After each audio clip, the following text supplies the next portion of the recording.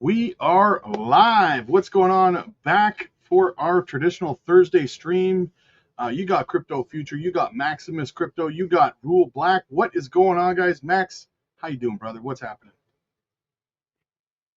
I'm doing great. Glad to be with everybody. And I know this is the first time, to my knowledge, that we've done this try live stream. So we are literally broadcasting from all three communities. So shout out to the Rue crew, shout out to the Future crew, and of course, shout out to you guys on Maximus Crypto. Really, really appreciate you guys tuning in. We're going to talk a lot about, like what Rob was talking about. Is it going to be a crypto crash coming? On my channel, I think one of the things we're talking about is basically, uh, some of these topics that maybe people aren't aware of, which is like, is everything about to change? Like Brad Garlinghouse gives a 90% chance of clarity by April, and some people say, nope, not happening. Well, we're just messengers. So we're going to share all this. We got David Sachs interview. We got a lot of stuff we want to get into, which is things going on right now. So it'll be a little bit of like some of that deep dive stuff, but not so much of that. Focusing more on like what the community is, what's on your guys' minds that's happening right now. We recognize all of that. All three of us have been putting in a lot of work. So you may feel as though like I'm not seeing a lot from one guy's side, maybe my side or whoever's side, maybe some of these guys, but I best believe we have been putting in the work, and we have some big announcements that we'll share with you guys probably in the next few days, give or take, depending on when we get some of the stuff done. But so glad to be back and glad to see you again. Rue, what do you got to share with our audience? Hey, I'm just gonna build off of what you're saying with Brad and with David Sachs. As we know, David Sachs is an investor in Zebec through Craft Ventures, right? Shout out to our guy Creative Control for finding that. So all of this has Zebec implications. If this can be out by April, one of the things there is Simon. Simon will be at XRP Las Vegas. I think it's April 30th through May 1st. So it's right around the time he might say something nice because he's going to be a keynote speaker. So we definitely want to keep our minds and hearts and eyes on that and see what happens there. But I'm excited to be here with you guys for another banger. Absolutely, guys. I just want to throw into a couple super chats as we want to make those our priority. Obviously, guys, if you have a question, you have an altcoin or something, you want it to make it a priority for us to get to, make sure you send it over in a super chat. Good evening, Rob and crew. Thank you for all you do. Ken, Rockhound for life. No problem, brother. We got the fries that'll cross your eyes, my friend. Isaac, my dude, my fam. Isaac's been with me the whole time, a couple years now. Says, what's up, Rob? Hope all is well. I'm waiting for a lower dip. Then I can begin. Let's go, baby. There you go. I agree. I agree. Did you guys want to dive into the chat a little bit before we get going, or? Yes, please. I would absolutely love to do that. Give me just a second. I want to recognize guys from Maximus Crypto crew. Thank you so much for tuning in. Big shout out to Francisco Dennis Leal. Good to see you, brother. Really appreciate you. Turtle Ranch. Yes, hello to you. CTDKF says hello, and GS6095 OG of the space. Glad to see you. And again, shout out to everybody who is joining from our simulcast, right? From all three channels. Yeah, the Brew Crew is out in big effect here. We got A Train, Hitter All Day, Carlton Way. Let's see here. Wow, yeah, we got a lot of guys here. From my side, Pinot Q. Yeah, this chat is moving, man. WF Capital Management, Hitter All Day, Corey Williams, 96.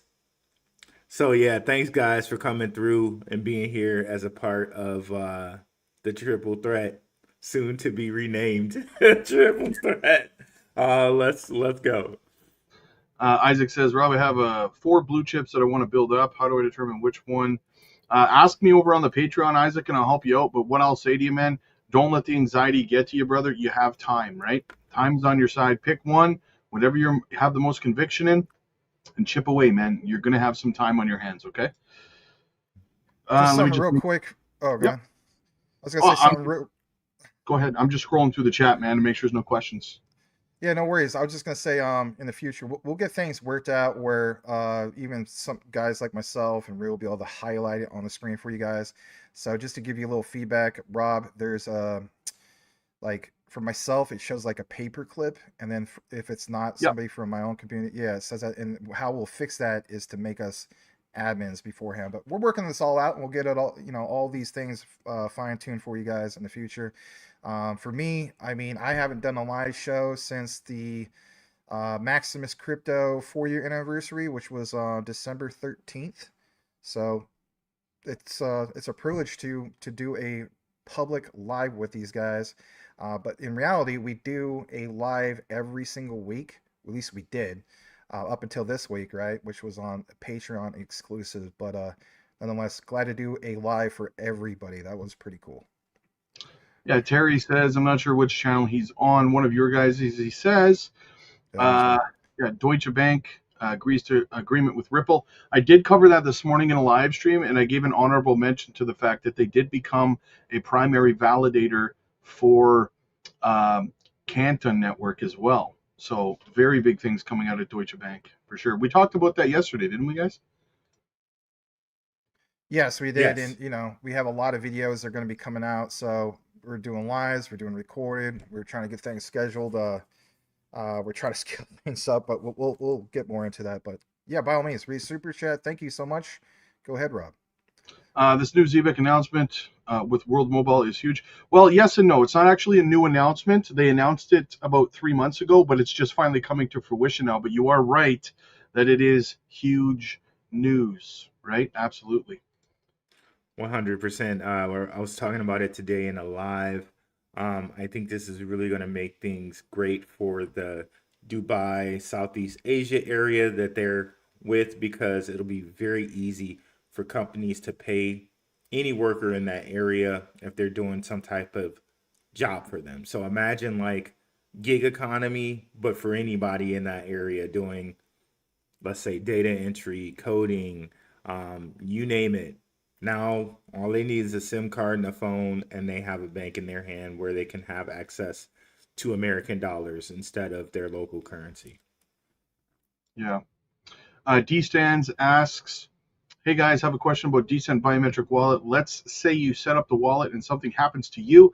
Is it possible for your spouse to access the funds? It is, if you make sure you leave your spouse the seed phrases for your wallet, right? If they do not have the seed phrases, you are pooched.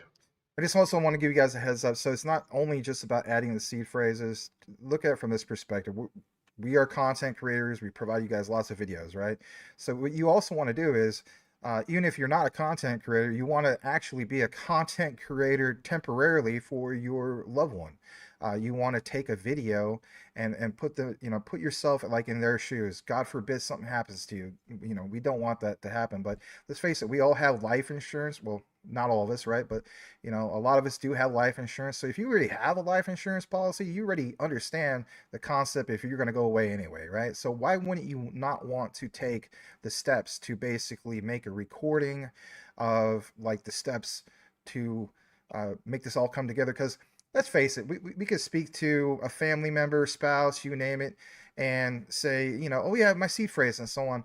When we talk about crypto all the time, like even right now, like a lot of times that goes in and out of both ears, right? So you gotta make a video, something step by step. All right, here's what you gotta do: power up the computer, even if they're not computer side, just all sorts of steps. Like click here, do this. Make it as seamless as you possibly can. So when it comes to that, this person isn't relying on other people, because that's going to be be delayed again. And like you got to do it. So set some time to do something like that. Yeah, a full step-by-step tutorial for your loved ones is absolutely a fantastic idea. Yeah. Oh, so, one more thing. Sorry. One more thing. Get yourself a bag. Like if you store your seed phrase in a folder, or some people do that. Like you want to put like a a bag that's like water resistant, you will never know. Like some people are like, oh, it's never going to flood, or my roof isn't going to cave in. These are all extra steps. I'm just throwing out till it out does, there. right? Yeah. It's not going to flood till it does. Exactly. Yeah. I personally have like a fireproof safe, so stuff like that, right? Little precautions. Awesome. Yeah. All right, guys, so let's dive right into it. We never really discussed who wants to go first, but I know Rue always likes to go last, so. Well, what I was thinking is this is a treat for you guys, because we understand that, for a lot of us, it's like, it seems as though, are we on the cusp of something good happening, or are we on the cusp of like just the most horrible crypto winter ever since like 2022, 2023? We realize all that. So we want to say that today is a good day. And what do we mean by that? Well, more people filter in. And if anything, we'll share exactly what we mean when it comes to just that. Today is a good day. Is it? Do you really believe it is? That's so much funnier because people call you the Filipino Ice Cube. Did you said that? Right? Yes. So if I'm Max almost effed around and got a triple-double today, guys. Yeah, so I hope you guys appreciate this, and I've shared it before on Maximus Crypto. We've had other remixes and so on, and I do have a collection of these. They're on the Patreon, so if that's your thing, check it out. But as more people filter in, consider smashing that like. This video is for you guys. This is for the community. Hope you enjoy it. Here we go.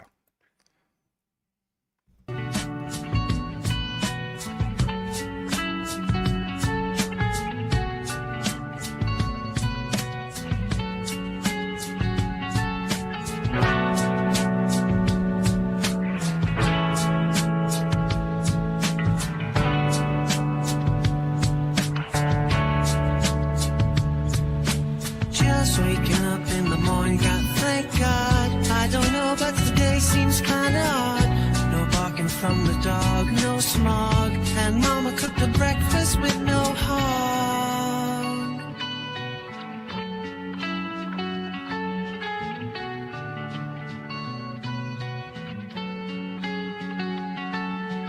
I got my grub on, but didn't pig out. Finally got a call from a girl I wanna dig out. Hooked it up for later as I hit the go, thinking, will I live another 24?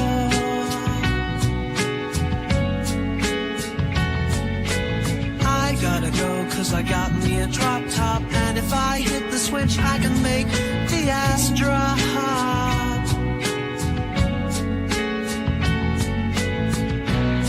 Had to stop at a red light, looking in my mirror, not a cop in sight, and everything is alright. I got a text from Kim, we can love all night.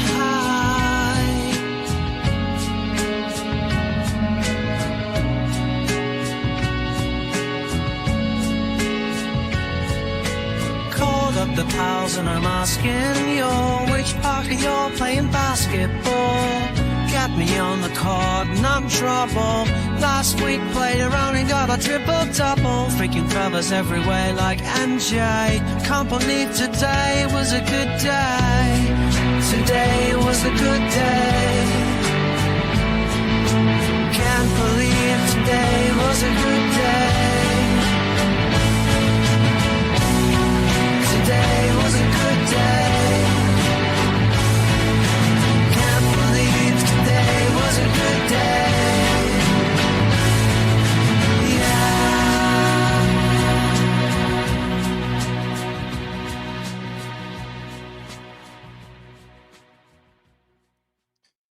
I see the comments, some of you guys saying, you gotta be careful with copyright, guys. Guys, that was all made with AI. I don't know if you guys realize that, and there is no copyright on that. It's never been flagged by that. I already ahead of you guys when it comes to that.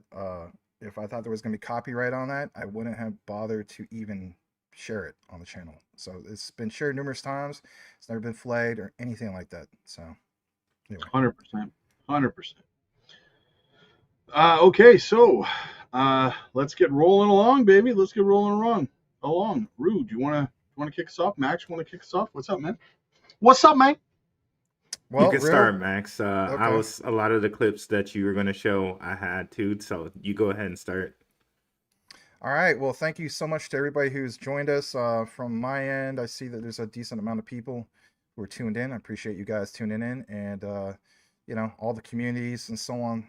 It does mean a lot to us. So thank you for that. Yeah. We're gonna first start off with basically it's an announcement from Coin Bureau, believe it or not. And the reason why I want to share this is because a lot of this will make sense to you in light of everything that's currently going on in the world of crypto, is retail, you name it, right? So let's share this. Big shout out to Coin Bureau. A lot of you guys follow them, but I thought this was a really cool clipping. So banks still blocking crypto users, even with ETFs and growing institutional adoption. Investors say banks are freezing or restricting accounts for crypto activity. As crypto goes mainstream, parts of traditional finance still aren't on board. How long ago was this posted? Literally early today. And this is why we are presenting to you guys not just so much of the deep dive research that we normally do on our channels, but providing what's going on in the now, literally right now. So let's blow this up so you can see it a little bit better. And we see here, basically speaking, like the providers. In fact, I'll blow it up even that much more because I realize some of you guys watch from your TVs or your cell phones. We appreciate all you guys everywhere who tunes in, however way you guys tune in. So let's point this out. So number one, Revolut. Myself and Rue cover Revolut quite a bit. We know that Revolut holds a lot of QNT. I mean, we're talking a lot. Big shout out to guys in the space like Mine Crypto. He covers a lot of the movement and activity of what some exchanges are doing, and et cetera, et cetera. So bank transfers are allowed, debit cards allowed, and so on. Lloyd's Group of Scotland, they allow it all. But it's interesting when you get more into the terminology. It's like, why would Barclays want to restrict some of this, right? And again, some of these other ones, Nationwide, interesting to see this as well. HSBC of the UK, okay? Restrictions. Not so familiar with Monzo, but if you're watching from overseas, maybe you know about them. NatWest, right? I covered in the past that NatWest, I believe, is part of the ISO TC307 standard, which is connected to Quant. Interesting to see some of these restrictions. Getting further down into it, Santander UK. So right there, we really see correlation where you have numerous examples of boom, UK here. I believe even NatWest is both Australian UK, HSBC UK, even Barclays, et cetera, right? So that's interesting. And then when we get further down, it's like, here's the doom and gloom. Got to point this out. Virgin Money just flat out blocks it. Metro Bank, Starling Bank, TSB, Chase UK. Again, UK, right? And then even Wise, we share some integrations of the Quant Overledger with Wise. So they're like 50-50 on this. And as you see from Wise, for bank transfers, they have it blocked, but for debit cards, it is allowed.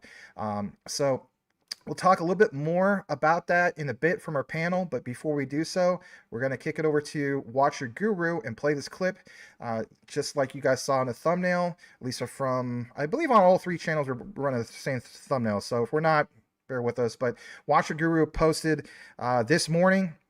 Ripple CEO Brad Garlinghouse says there's a 90% chance crypto market structure legislation will pass by April. So after we play this clip, we'll get some insights from a panel. And if anything, check out some of you guys' comments as well. And again, thank you for being here. Consider smashing that like. Here we go. Who's been an advocate.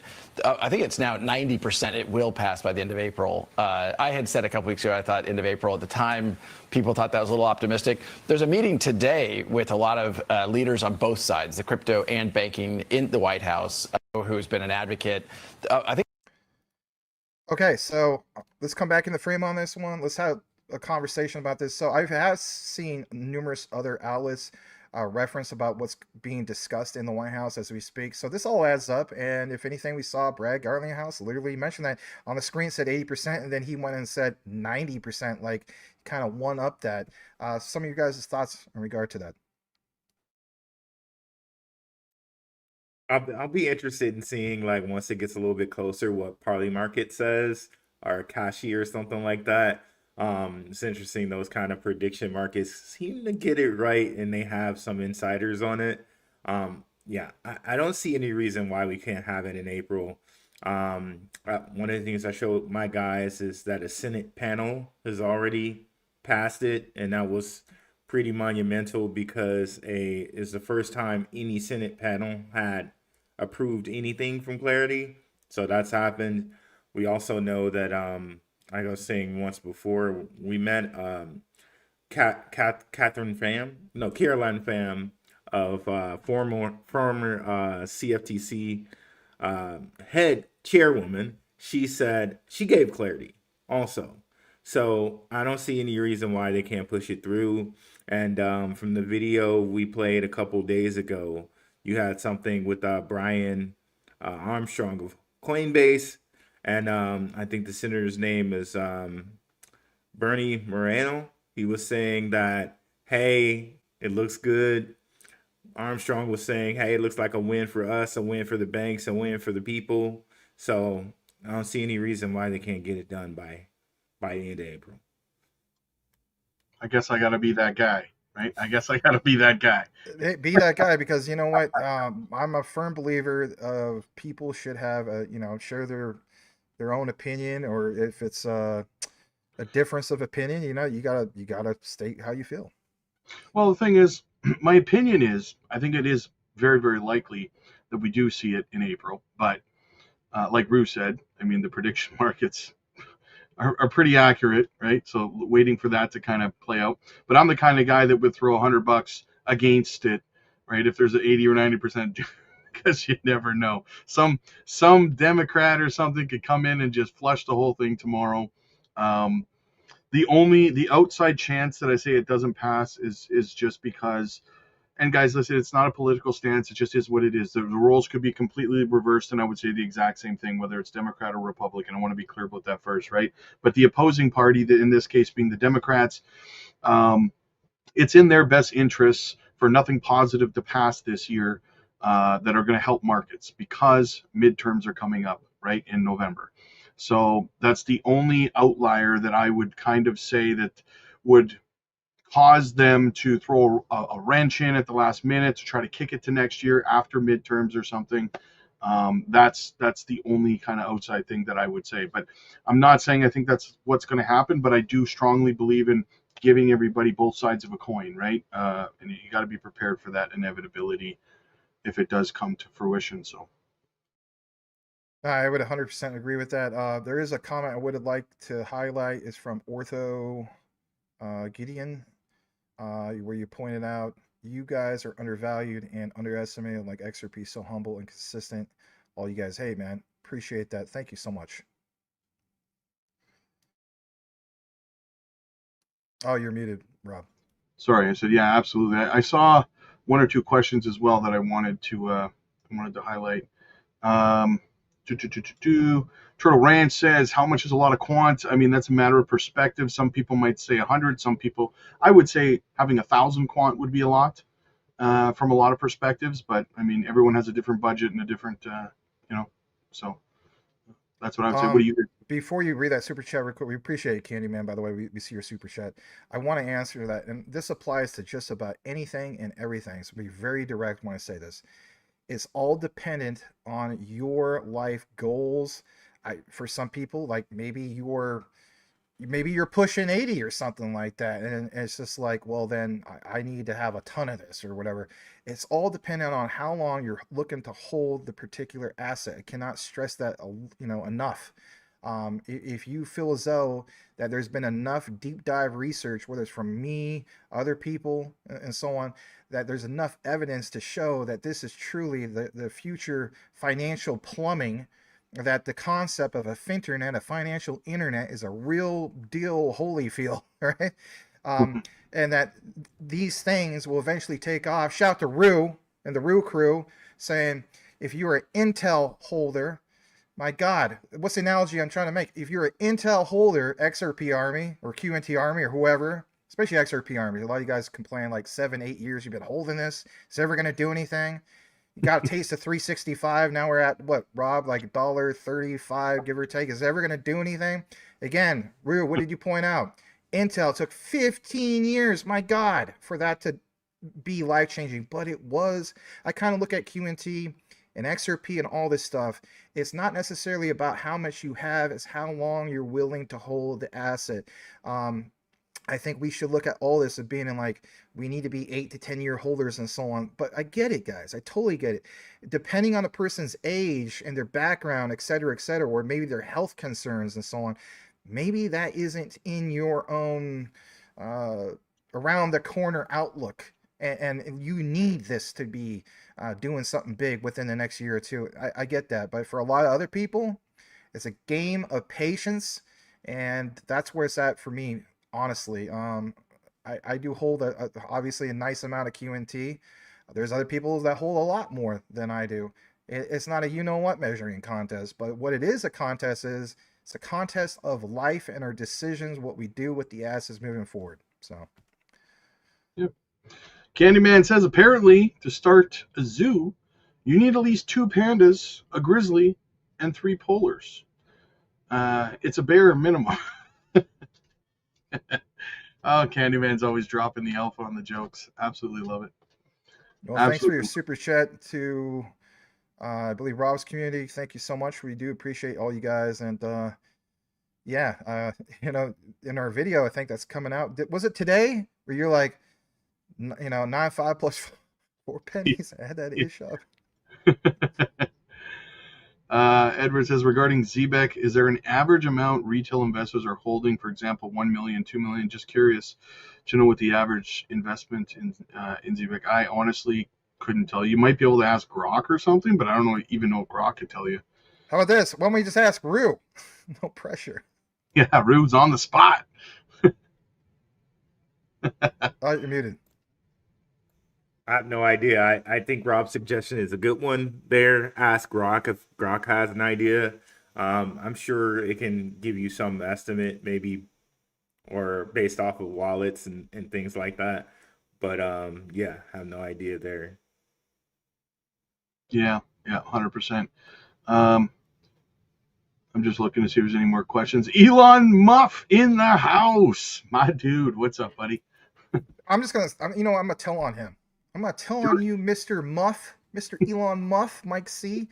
Glad to have you here. Guys, listen, when you see this guy come in, if you're a big fan of some of my research and, you know, other people like that do the ISO coverage, you need to give this guy his flowers on this. I'm telling you flat out, he is literally the godfather of Maximus Crypto.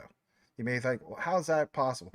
Because if it wasn't for him, I never would have found things like Quant. And the reason why I want to give him his due flowers or respect and so on, come on, you guys. We all have examples. There's somebody in our life that told us about what we are enthusiastic about. So when I see Mike in the chat, I'm always going to be like, yeah, man, thank you so much. Because honestly, I mean, I was covering some utility, you know, like shout out to Clearpool and stuff like that. I was aware of XRP, but this guy really opened my eyes, which is another video we'll play later on. Opened my eyes to some things, or when it comes to, you know, ISO 222, but more in particular Quant. When he first mentioned, like, Max, you know, Quant is literally like a blockchain operating system. It's like Microsoft for the 21st century, or Web3. We're not really in Web3. How about that? Could we talk about that real quick? Do you guys feel as though we're in Web3? In my opinion, we're not in Web3. We're in like Web 2.6, 2.7. But once we're finally in Web3, it'll be too late, in my opinion. Like, that ship will have sailed, you know? Empathy phase. Yeah. Yep. Mojo says, you gentlemen rock, much appreciated. And Brock, of course, thank you so much, brother. He says, to be honest, when you three get together, it's hard to ignore and deny the wisdom and intuition.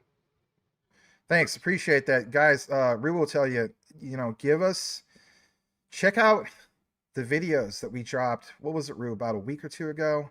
The Zebec Master Mind Map series of connections. 6 parts. We go really, really deep on that. If Zebec is your thing, that appeared on both of our channels, and it literally gives you everything step by step, like an outline, like this is connected to this ecosystem, you name it. I think we recently talked again about Robert Mitchnick. I believe that video is going to come out tomorrow. Uniswap, the big announcement in regard to BlackRock. And again, what's the correlation here? They specifically highlighted in the article BlackRock's head of digital assets, Robert Mitchnick, aka Robbie Mitchnick. Why is that important if you're a Zebec holder? Because both him and Simon Babakani of Zebec went to where? Queens. I want to say Queens University. I want to say Queensbridge. You know, shout out to Nas and all them. But it's not Queensbridge. But it's like Queensland University, something like that. Queens something University. It's the Queen's University. Exactly. So again, it's like you made an analogy. I reviewed the video. We're gonna read this super chat real quick. I just want to say this. We reviewed the video, and in the video, you said specifically it was almost as if BlackRock said, "Look, Robbie Mitchnick, we got you," and then Robbie was like, "Yeah, but there's Simon, and he's gonna be the chosen one for." Obviously like Zebec and stuff like that. And it was such a great analogy. I was like, yeah, because these guys more than rubbed elbows together. Like they're friends. They went to school together. And then when we see XRP Las Vegas, which is coming up, which we'll be pointing out, it's like, who is there? And it shows the showcase, like Ripple, Brad Garlinghouse, all that. I just think that it's just countless examples. We talked about Quant earlier. Like, you guys find it odd that there's these examples, basically speaking, of all these people or all these integrations that happen to have Zebec correlation? Is that just a giant coincidence? And then again, Cybos, remember that? Cybos, right? When they met with Fireblocks, and then who holds the master key basically for Fireblocks? Quant.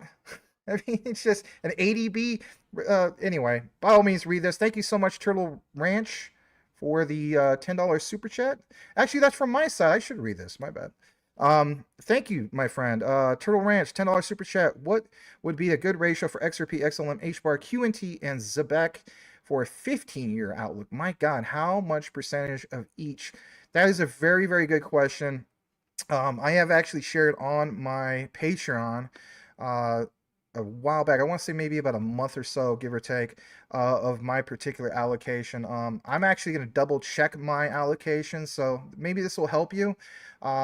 It's somewhat of a freebie. I mean, we usually talk about some of the stuff on the Patreon, but I can make it real quick. So basically speaking, if I was to look at my allocation, I currently have, and keep in mind, I'm into roughly 50 different projects, okay?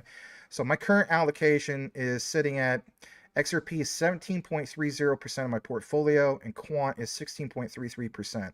I have some other ones, like Zebec, for example, is about 8% of my portfolio.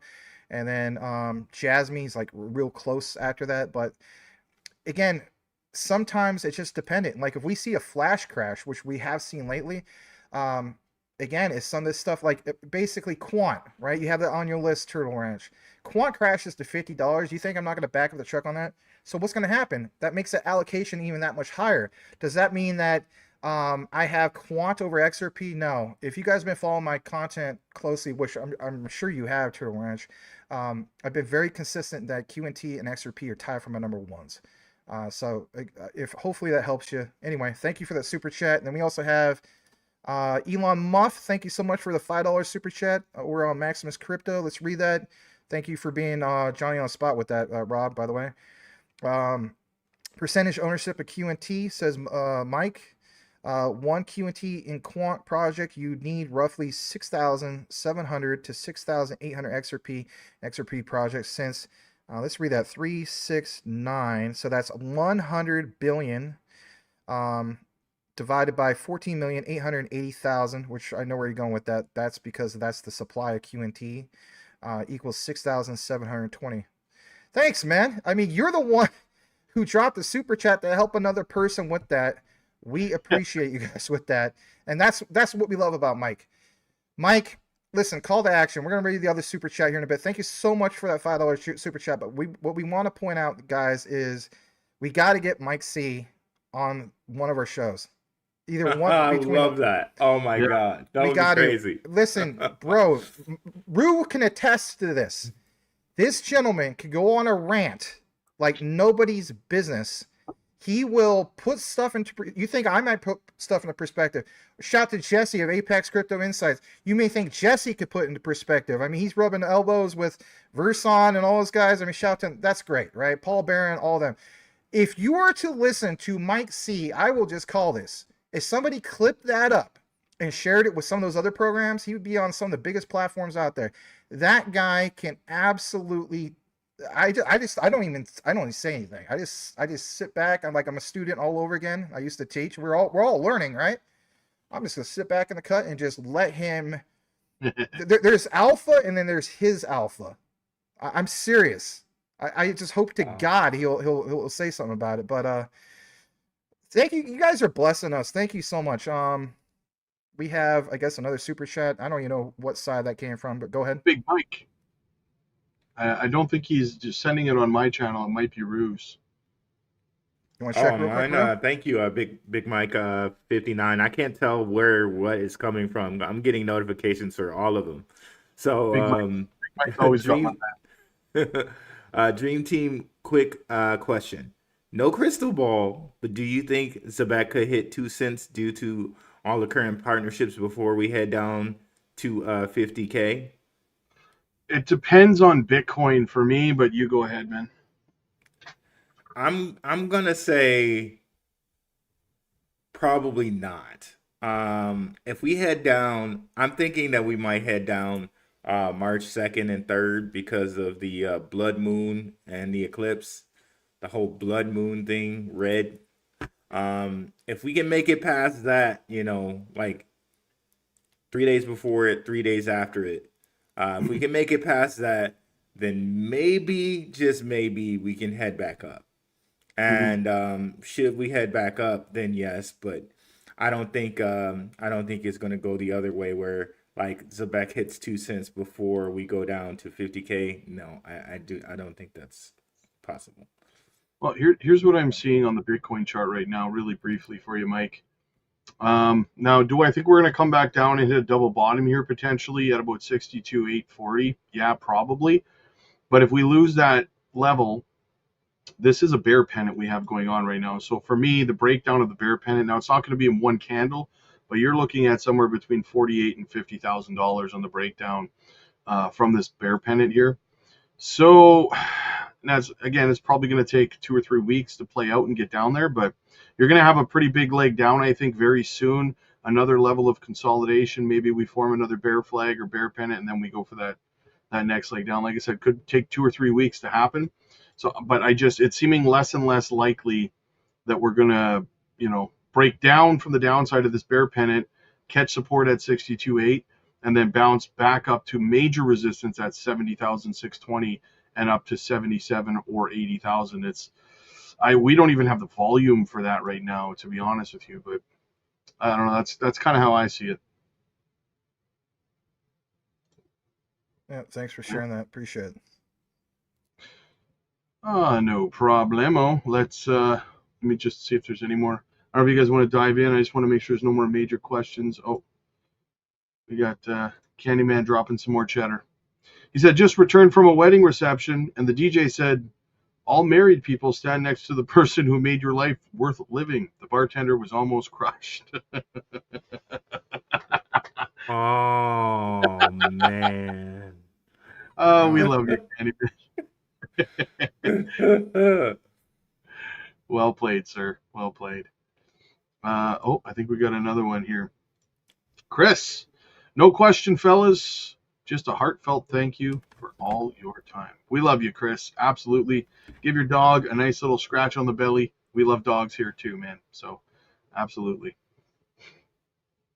Thank you so much, guys. Thank you for the support for the channels. Do you guys want to get into more questions, or do you want to get into some of your stuff here, Max? Yeah. Let's just double check the chat real quick, because we do want to, say thanks. I mean, it's been, even for myself, it's been a while since I've done a live stream. Mm-hmm. I'm just flashing some stuff that deserves. Yeah. Did we read that before? Nope. No. Well, we could read that one. You guys are providing a huge service for the retail community. People perish for lack of knowledge, but you guys are dropping some serious knowledge. Much love. Thank you so much. There's a reason why we came together when it comes to this. Like, I remember, I think even with Rue, our first stream together, we covered things like Temenos and the FedNow connections and you name it. And we decided to get real deep into it. And it's like, why do we do that? It's just like, people who do this type of research naturally want to collaborate with other people that do those type of things. Um, you know, you guys saw like on X, I'm at DPG Maximus. The DPG comes from my gaming group, you know, Dog Pound Gaming. I used to be a community leader way back then, right? 2002. So coming up on, geez, how many years is that DPG? Like 20, 24, 25 years, give or take. But anyway, my point is, Rob is a great community leader, right? Like he's killing it. Rue is a great community leader and so on. So we all have our, you know, strengths and weaknesses, you name it. But as Rob would point out, you've been saying this a lot lately, Rob. We are birds of the feather who flock together, and we like to see and love to see that the communities are all coming together right now and showing your support. So while we might not be able to read all of you guys' comments and so on, we'll do our best to recognize it and so on. And just can't thank you guys enough for being here. It does mean a lot, and we will get into some more of your questions and comments and concerns if we have the time to do so. But what we want to do is obviously recognize the what's going on in the news, right? So just kind of double checking some things. Did you read the run from Chris Culp? Yep. Where it says no question. Okay. What happened to Jasmy? We're gonna get into some of that. I don't know. I mean, maybe you're laughing at Jasmy, and that's okay. I mean, we respect all different points of views. Heavy is the crown, brother. Yeah. Anyway, so yeah, I guess what we'll do is just jump into a little bit more what we have. I like this one that's coming up. So what exactly is it? So let's share a little bit more of what we have. So we shared the whole thing about Brad Garlinghouse. So let's now jump over to Smoke for a second, and we'll make this just brief. Again, we want to respect the balance of how this all works. Smoke pointed out literally earlier today, kind of retweeted this, okay? And the reason why he retweeted this, I know exactly why he retweeted this. He retweeted this in light of what you just saw from Brad Garlinghouse. So listen and learn. Hopefully you guys appreciate this. Smoke, who makes things so easy. I gotta give him a shout out to his X for you guys follow him on X. He's already got a big following. But anyway, we followed at SMQKEDQG. He says Ripple/XRPL can seamlessly integrate with Swift through standardized and secure internet protocols. It's one thing to see that statement, it's another thing to see it documented. Him and I are very focused on providing you guys real documents. There's nothing wrong with sharing articles, but I love the documents. Okay, so let's pull this up and let's blow this up just a little bit more. So originally he pulled this from LinkedIn. Again, I feel as though LinkedIn is kind of like the institutional X. And in the highlight you see here, it says browsing. Users can browse securely on financial websites available on SwiftNet using standard internet technologies and protocols such as HTTPS and HTML. All right, well, where are we going with that? Well, it's the next part of this. If you were to look into this, you will see that Ripple uses a standard framework and a set of rules known as the Ripple Transactional Protocol for network participants, reducing potential bottlenecks during transactions. Applications can connect to the XRP ledger through HTTP or WebSocket APIs. Again, this is what I love about what Smoke does. It's awesome to see that. And just in case people are like, well, geez, only 1500 TPS. We know that they have unbounded scale. We've seen some documentation about that. We've shared that. I've shared this probably in 3 or 4 videos about the M10. And it's not just a million TPS. I mean, shout out to you guys that like into BSV and so on. I still believe in BSV. There's also the ability to do billions and trillions of TPS, which sounds insane, and that is definitely worth pointing out. The last part, let's blow this up as well. This is good. I shouldn't say this last part. This is second to last part. I want to give a shout out to Professor Ripple Effect. I wanted to play his video he had in his clipping, but it did have a song that was copyrighted, so I didn't want to share that on the live stream. But again, we see here SwiftNet using standard internet technologies and protocols such as HTTPS and HTML. And this other part, sorry, I meant to share this one. This is from gatehub.net. And it says specifically what? Points out how XRPL Labs and GateHub join forces, adding on and off ramp for 14 assets. GateHub with Zoom, or Zoom, some people call it Zoom. And again, this is interesting too, is it not? You see 2 of the most active companies on the XRP ledger, have teamed up to bring more assets to the XRPL, enabling seamless value transfer between the XRPL and other supported networks such as SEPA, Swift, Bitcoin, and Ethereum. Now, that part where it says SEPA, Swift, and all that, it's important to recognize why that's such a big deal. And if anything, I'll share a little bit later if we have time how that works. If you see some of my deep dives, you already know, but we even know about like SEPA and Quant. All these things are very, very valid and worth pointing out. Actually, here's the final connector that we want to pull up just real briefly. I do want to share this, and I'll shrink it down so it's not so blurry. Smoke highlighted with a cell phone. TCP IP only connects networks on a date level. You see here, for example, from Bitcoin to Ethereum or even Swift payments network to, say, Ripple's XRP network. That's important. And this bottom part from Chapter 5 of Blockchain and the Digital Economy, if you want to check out the whole PDF, you see here, this is the essence behind the ILP. Again, the Interledger Protocol. I won't mention this person by name because I don't want to create drama, but I do refer to her as the the crypto police. So if the crypto police wants to go on national TV and all these other places and still tell you that Ripple has no connection to the ILP, which she claims, just look at the documents. That's all you got to do. So this is the essence behind the ILP. It is the same conceptual idea as two-way pegs, like sidechains and state channels.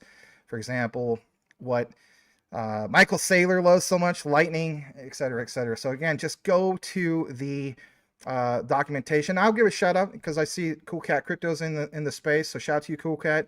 We see here besides ILP, there is Cosmos. So they get their honorable mention on that one. And we have more, but for now, we'll come back, have our panel discuss it. Guys, come on, man. We see in documents all this stuff, you know?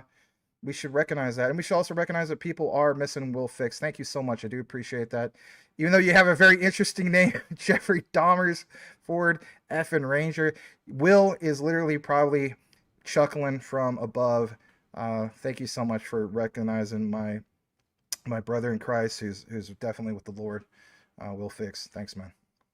Yeah, absolutely. Best crypto channel on YouTube by far. Rue, did you have a follow up on what Max just dropped on us while I go through the channel? No, look, we just know that that's superior technology. It's more than like TCP/IP, but you can kind of think of it as a standard protocol. But you got all the APIs that are coming through the Overledger protocol, so it's literally anything with APIs. So it's like it's very, very superior than what just a regular TCP/IP would do. Yep. Absolutely. If you don't mind, Rob, I don't know if you saw it, but it's Crypto David. We do appreciate people hopping on over here from the X side of things because, you know, we're obviously broadcasting there. So thank you so much for taking the time and liberty. He says, in Jasmy, we trust time is money. We'll definitely get into some Jasmy coverage here in a bit. So thank you so much for stopping by. We really appreciate you. Mm-hmm. Absolutely. David, always watching over on X, man. All the value of the world's assets will be on the XRP ledger. It's documented. There you go, man. There you go. Proof is in the pudding. Exactly. Yes, sir. Well, now what I would like to share with you guys is the David Sachs interview. So again, where did all these things come from? Numerous news outlets. Let's go ahead and share this, and then we'll get some commentary from our panel, and even you guys. I think you guys are going to like what you see. We're going to pull this up. Big shout out to Smoke. Why do I always cite Smoke? He makes life so easy. Real documents, the clippings, you know what really matters, okay? You can get fluff anywhere, right? That's my thing. I want to get the real deal stuff. So 90% chance Rue is Ric Flair for Halloween. That's good stuff. What is that, some eggs? Eggs look good. All right. All right, brother. Take it away, man. No problem. I actually do want to read that real quick. Francisco's part of my community. Onera is the hidden builder, the digital asset super ads. I like that. I know that I did that. We all three did that video early highlighting super apps. But yeah, we could have probably gave that the honorable mention as well. So thank you for that, Francisco. All right. Let's full screen this one, Rob. Let's get into this. Smoke points out, remember, quote, After the market structure bill passes, banks are going to fully get into crypto. Think about terminology here, everybody. I want you guys to just think about this for a brief moment. We highlighted for years ISO 222, the concept of enriched data, going from MT messages to MX, okay? So again, we're now on MX, which is by definition ISO 222. That's 10,000 characters, okay, compared to the old model, which I don't even know if it was 30 or 50 or whatever it is. Let's get the benefit out. Let's say it's 100 characters. Again, enriched data. So when you see this terminology that after the market structure bill passes, banks are going to fully get into crypto, when this stuff starts doing its thing, you will finally see why people like us have put so much emphasis on ISO 222 and the assets that are tied to that standard. Global standards matter just as much as you plugging in your plug to the socket. That's a standard in itself. Why should it be any bit different when it comes to financial the finance industry and so on? So this is 39 seconds. We'll come back for some commentary. Here we go. A good compromise is everyone leaves a little bit unhappy, right? But I think what's going to happen is that after market structure passes, the banks are going to get fully into the crypto industry. So we're not going to have a separate banking industry and crypto industry. It's going to be one digital assets industry. And I think will they be regulated their opinions are going to evolve over time. And I bet you over time, the banks like the idea of paying yield because they're going to be in the stablecoin business. But will they also be regulated the same way? And I guess that's a big, I mean, the banks will say, hey, if they get to do all the same things we do, how come they don't get regulated the same way? Well, I guess because they're offering slightly different products, right? Yeah. So, but I mean, everyone offering the same product should be regulated in the same way, and we want to get to that harmonization. A good comp. All right, let's come back in the frame on this one. I want to talk about this real quick. So, number one, you heard David Sachs specifically mention it won't be two separate like entities. He didn't exactly say that, but that's basically what it is. So back to what our video was earlier. Guys, check out our video that we did. We put a lot of emphasis on this whole thing of like stable coins. Is it really a threat to the, the banks and so on? Rob, you shared your perspective on that. By all means, share that again. But the point I'm trying to make is back to the David Sachs. If it's not going to be two separate entities moving forward, then guess what? All the emphasis we put, Rue, myself, whoever, about real standards through ISO, that's going to hold a lot of weight moving forward because now you have a fusion, right? Like my video came out with earlier today on HBAR, a fusion of where this is staying together in a unified world. It's not going to be, as the saying goes, siloed off. You're not going to have walled gardens of the traditional financial sectors because that's just going backwards. If we're going from the times of MT messaging with Swift since the 70s and all of a sudden in 2025 you had that mandate, and then moving forward it's because we're going into an interconnected world with Web3 and blockchain and DLT and all this, then the banks, as pointed out, can't have their own separate thing. No, all evidence, all documents point towards a unified ledger. Now, it doesn't mean that one is just going to be one, right? We talked about that. It's like Canton's going to have a rule. Ripple's going to have a role. Stellar's going to have a role. If anything, they all complement each other in their own way. Isn't that the whole point? If we're going to talk about internet protocols moving from basically the Internet of Information, which was the 90s, early 2000s, even up to now, like with your Googles and so on, we are enabling an internet for the first, or excuse me, a finternet, financial internet, first time in history where you will actually see a tokenized internet. Nobody knows the true value of the internet. We get glimpses of this. I know I keep going on about it, but I cannot stress enough the shift that's happening before our eyes. Is that April? I don't know. I don't have the answers, but I could put two and two together. I think they're giving us some clues. I actually want to start off with you, Rob, on this because you touched basis on this literally in our video. I think that came out earlier today or yesterday. Actually, it was yesterday evening. Yeah, well, I mean, I'll give you a different analogy for people.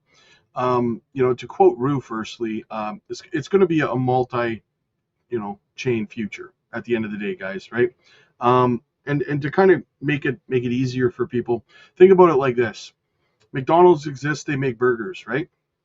Well, they don't just need burgers. They need Subway because they need subs. Mr. Sub, they need some pizza, right? You got your H bars, your Quants, your XRPs, right? Your Zebecs, and so on and so forth. So they need more than just, you need more than just burgers at a barbecue, right? You need steak. So it's a multi-chain, just to make it an easy analogy, it's a multi-chain future. It doesn't make sense to say only one can survive, only one can be used. It's completely inaccurate to me for that. So yeah. Brew? You're muted, my friend. I just wanted to share something with you guys if you can bring it up really quickly. So David Sachs, by the way, who was speaking, he's invested in Zebec as well right here. Shout out to Creative Control for this for a while back. Now, if you ask AI about this, they say there's no connection. But I actually have a short if you guys want to go look at my shorts. Pause. Look at my shorts on YouTube. And no, you just said go look at your shorts. I got that. I got the dang on pause in, bro. I got the pause in, bro. But yeah, if you go look at my shorts on YouTube, it shows that at one point in time, AI did acknowledge Craft Ventures, co-founded by David Sachs, was an investor in Zebec's $8.5 million seed funding round in 2022, supporting the blockchain-based payment platform's development. And he's standing right there next to Donald Trump, which we know World Liberty Financial, partially owned by Donald Trump, is teamed with Zebec with its USD1. Okay, so that's the coin that we're invested in, and we're going to hear a little bit from him here. But let's finish this out. Make no mistake, after the stablecoin payments overhaul is solidified, the next step is United States payroll. Okay, Sam Tapalia and Simon Babakani have a serious plan for the future of Zebec. Update archaic payment rails with a revolutionary new payment system. It will update archaic payment rails with a revolutionary new payment system, and it will extend U.S. dollar dominance, like you said, globally by creating a digital dollar. It will update archaic payment rails with a revolutionary. Extending the U.S. dominance by creating this digital dollar is a very highly underrated comment as well. But here, guys, one of the things he said is that banks, in the clip that Max showed, that banks are going to just float into crypto after this market infrastructure bill has passed. One of the things I can give you to back that up, right? This is from Anthony here over at well, there's a couple different people saying it, but this is actually from the past here. You got a few different people all the way down to Levi Crypto Crusaders. But trust me, this is a real thing where Morgan Stanley pushes crypto to retail. Morgan Stanley is making crypto a core wealth business. Spot Bitcoin, Ethereum, and Solana is trading on and launching on E-Trade via Zero Hash. Okay. And we know Zero Hash is partnered with Zebec, also a part of Securitize. So if Morgan Stanley is starting to make this as a part of E-Trade, how long until they actually start saying that crypto needs to be a part of your portfolio? Right? So, hey, this is around the corner, like it or not. People might be at the lowest point of like fear where they're like booing Coinbase on Super Bowl commercials. But meanwhile, companies like Morgan Stanley are setting things up for the very near future. I'm really glad you could. I was just going to say, do you think they were booing that ad because of crypto, or do you think they were specifically booing Coinbase? That's the interesting question there. I think that the I don't know how to say this any way other than how I'm going to say it. I think the propaganda machine has successfully melded Epstein, or Jeffrey E. and what he did onto crypto. Yep. So most people know crypto is related to Coinbase, and there we go. Middle finger to that. I agree with you 100% on that. You and I have talked about that a couple of times, is that it's not a coincidence that they're trying to drive prices in crypto down right now to accumulate. So they go ahead and they relate crypto to Jeffrey E. to the average investor that's not even in crypto yet. And it definitely solidifies the fact that they're like, well, if that's what crypto is associated with, I'm not touching it, right? Like, it's not a coincidence. And then watch, when they're ready to promote crypto, to pump their bags and stuff like that, all of a sudden, oh, it turns out, no, he had nothing to do with it down the road, right? Yeah. Bye, right? I agree with you 100%.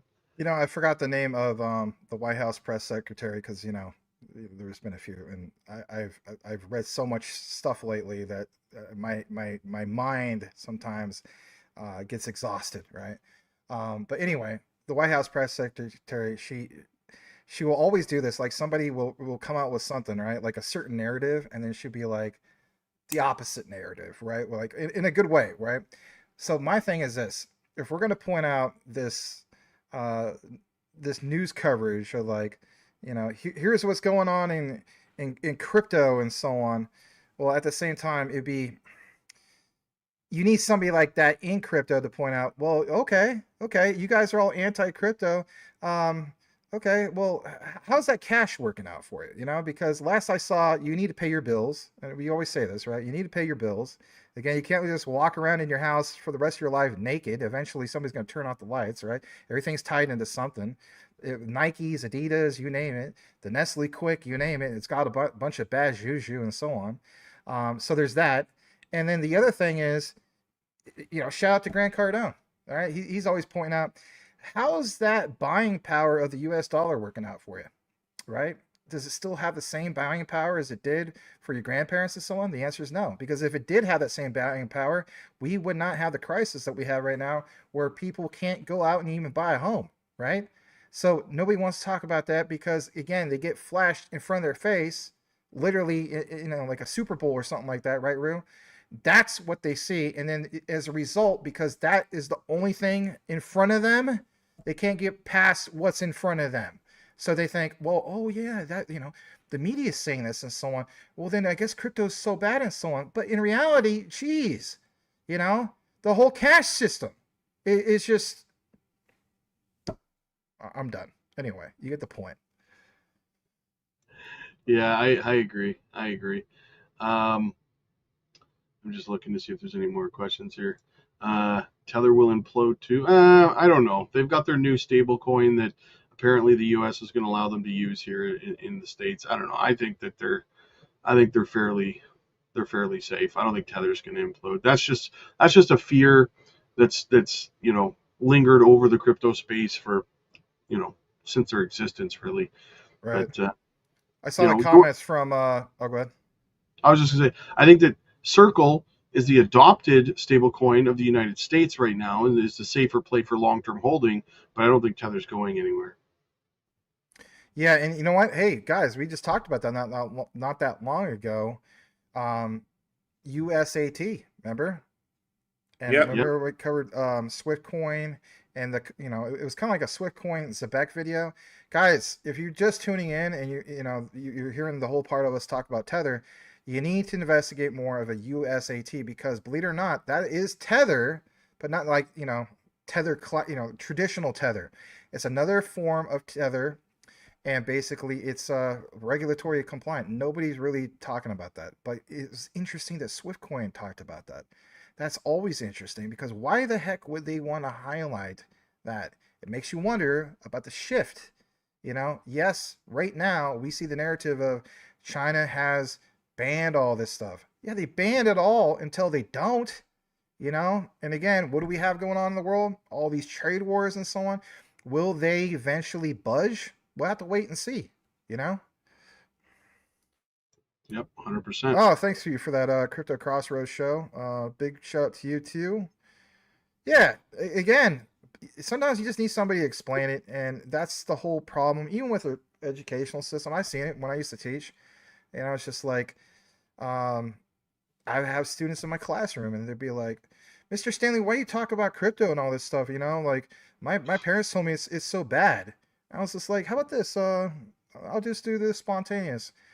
I'm gonna have a crypto school after school," and I did. I had a school for 2 months. It was so cool. I did after school, and we did it for about roughly an hour until, of course, basketball season started. And again, on the old channel, you guys even saw some of those guys come to comments. I think Mike C. Elon Musk remembers that, but a few of my students used to come and in the comments and so on. But the only thing is, some of those students don't know about this new channel, but it's all good. But yeah, they used to come into the comments and try to learn. And it was cool, man. They got interested in some of this stuff. I wonder if they got bought some, or who knows, you know, but that narrative anyway. I had the classic conversation the other day with someone, I can't remember who, but they made the classic comment that crypto wasn't backed by anything, and I just looked back and said, "What's cash backed by?" And they just looked at me, right? Yeah.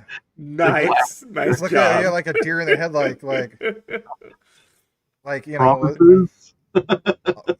Actually, what reminds me, you guys ever seen that commercial with Jack Nicholson as Jack from Jack in the Box? You ever seen that? Yeah. So it's that darn dog. The dog. Hey, Michael Golpy, good to see you, brother. It's the dog. He's just sitting there all with a blank stare. He's just like, nature did. And then, you know, Jack Nicholson's like, yeah, that's right, nature did. Who put the straw in strawberry? Oh, nature did. Yeah. Instead of saying nature, cash did. Oh, how am I gonna pay my bills? Maybe in the future with things like crypto. Nature did. You know what's funny? As you just kind of reminded me of something. I was watching. I think it was Bleaves this morning. It was in my feed, so it was kind of on in the background. And he said Zebec without saying Zebec. It was funny because he was talking about how you're going to be able to get paid through stable coins. He was going through talking about stable coins and how you're going to get paid through stable coins, like by the day, possibly by the hour. And I'm just in there going, just say Zebec, right? You're like, just say it, you know? He didn't say it, but, you know, he's just, I don't know if he knows much about Zebec, but I'm like, he's literally talking about Zebec without talking about Zebec, right? But that's the beautiful thing, right? Eventually, everybody will know these names, but they don't know it now. But you got to know it now, because now is the time, right? Again, like back to the whole Sylvester Stallone Rocky. Was it Rocky 3? He says to Apollo Creed, you know, he says, we'll get back to this tomorrow. There is no tomorrow. There is no tomorrow. Like, you know, if you see these at rock bottom rates, take advantage of that. Not financial advice, but, you know, get yourself a portfolio, like we pointed out. Get yourself a watch list. Pay attention to the bottom of the bottoms and the highs of the highs. Don't be that guy that comes in at the top of the mountain. Yeah, and don't be that guy sitting on the sidelines going, I'm not buying that at those. I'm not buying those. The crypto's dead. And then, you know, a year from now, don't go, oh, I wish I bought it. I wish I could get those. But do you think it's going to go back to those prices again? Can we answer that question real quick? Yeah, my thoughts on Chainlink. Personally, not financial advice. I think Chainlink is a staple in any true portfolio for a cycle. I mean, let's be honest, there would be probably no crypto space at all if it wasn't for Chainlink. They are the glue that holds us together. They do have projects that are starting to try to catch up, but they have a very, very big head start on stuff like Pith, for example, and Gore on Algorand, I think, another Oracle. Tiny cap, but it's there. It exists. Yeah, I just want to throw this in, and definitely want to get some 2 cents from Rue on this. So I wish I had this primed ready for you guys. You would love it. But on Maximus Crypto, and one of the deep dives I did was, it was right, I think, at the midpoint, maybe the 6-month mark of you know, basically being into Trump's presidency, 2025. So you saw in the video, at least, it was kind of like a behind the scenes White House table, like maybe not necessary for dinner. It's not even necessary for press briefing. But at the very, very far left side, it even zoomed in. It showed Brad Garlinghouse of Ripple, and then right next to him, like in the corner area, you had Sergey Nazarov from Chainlink. there was nobody else from any other crypto project. Like, for example, nothing against Cardano, I hold that. Charles Hoskinson wasn't there. You didn't have Dr. Lehman Barrett from Hedera. You didn't have any of that. It was just Nazarov and basically Brad Garlinghouse. Now, think about that. I love, of course, Quant. I'm not going to basically bash Chainlink. And that's something I want to establish real quick is I think it's very unwise that we get too attached to, excuse my cough, I know it's a Crypto Hulk moment. Shout out to Crypto Hulk. But basically, I know that we can get so like into some of this stuff where it's like, yeah, you know, like myself, it's like, yeah, XRP Army or QNT, you know, they call it like being quamfy. I don't know if you guys know that they call that, that's a thing with quant community, they call it quamfy. My main point is this, back to what you said, Rob, numerous times. If it's going to make me some money, I'm going to be all over that. It could be memes. It could be utility, you name it. If it's going to make me some money, why did I get into crypto to begin with? Because I have a dream someday that I'm going to need a lot of capital to make a AAA game. And I'm not going to be able to do it as a school teacher on school teacher wages, hence why I don't teach anymore. But my main thing is I want people to understand that Chainlink and Quant especially, those communities always have beef with each other. And while I don't go out of my way to necessarily cover Chainlink on my channel, I do recognize Chainlink. I think it's solid. So my main key thing is I will cover, obviously, whatever I want to cover, but I've also had projects, you know, I say, you mean like BSV. I love BSV. I think it has a great use case. But you know how many times I've had the community come after me saying, you don't talk about BSV anymore, and it's the only coin out there. May very well be. And I hope it does its thing and so on. Not bashing BSV, no way. But my main thing is recognizing that I don't want to be loyal to one community base. This is not a fraternity. You know, shout out to you guys that are part of fraternities. You know, I'm still technically part of one, right? Alpha, Beta, Kappa, you know, Phoenix chapter, right? Raw, anyway, sorry. But my main thing is just recognizing that you want to be just that, an investor. I mean, do you not? But for some people, they don't. And I have recognized that. Like, there is some communities where it's just like, it's our coin or, you know, ride or die. Why? Why can't you recognize that you want to see the success of other particular rival fraternities or coins or clubs and so on? If we're all about an interconnected world for Web3 moving forward, then isn't that silly? That's just my own opinion. Do you guys feel the same way? I joined crypto so that I could buy one project and argue with everybody on the internet about how my one project is the only one that's going to survive and everything else is going to zero. Isn't that why we all joined crypto? Exactly. It's just, ugh. That's definitely why I joined crypto. 100%. Yeah, 100%. That in itself is a use case for my crypto. It allows me to argue with other people. Great point, Maximus. There you go. Absolutely. Thank you, Cloud. Only one will. That's like saying only one restaurant chain would survive. That's basically the same thing that you're saying. Subway's going to go, Mr. Sub, Pizza Hut, Kentucky Fried Chicken, they're all going to go under because McDonald's makes the best hamburger.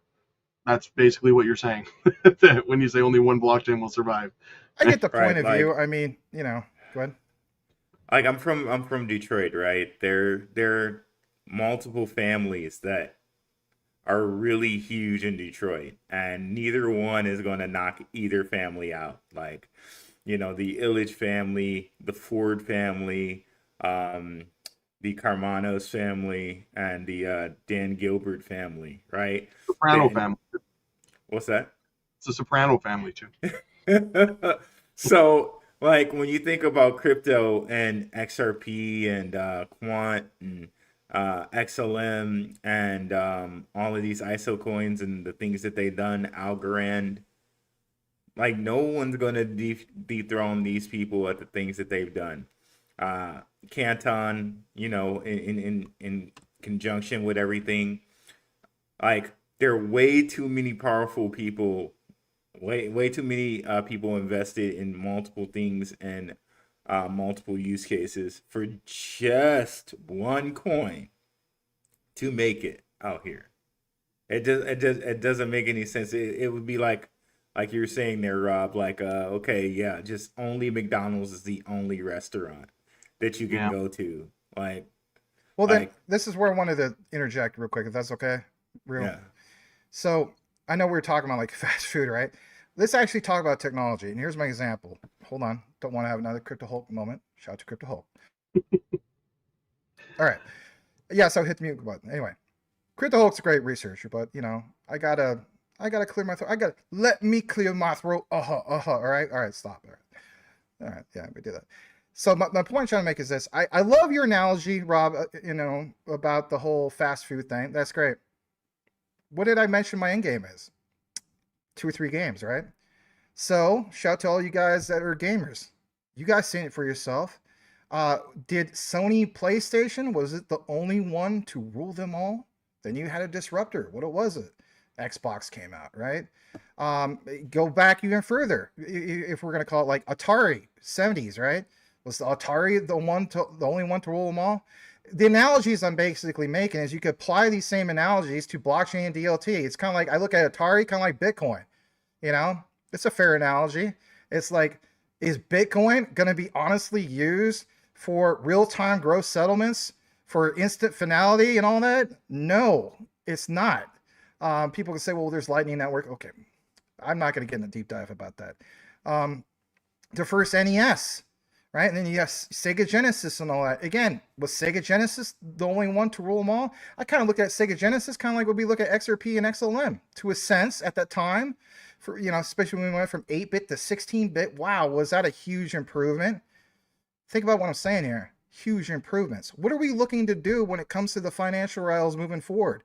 Having what? Huge improvements when it comes to real-time gross settlements, but it doesn't just end there. Every time, you know, I see certain people in the chat, not you guys, but I'm just saying, like, we see people, they'll say, it's only about the ones that will capture the value, and it's only about the ones that are going to do payments and so on.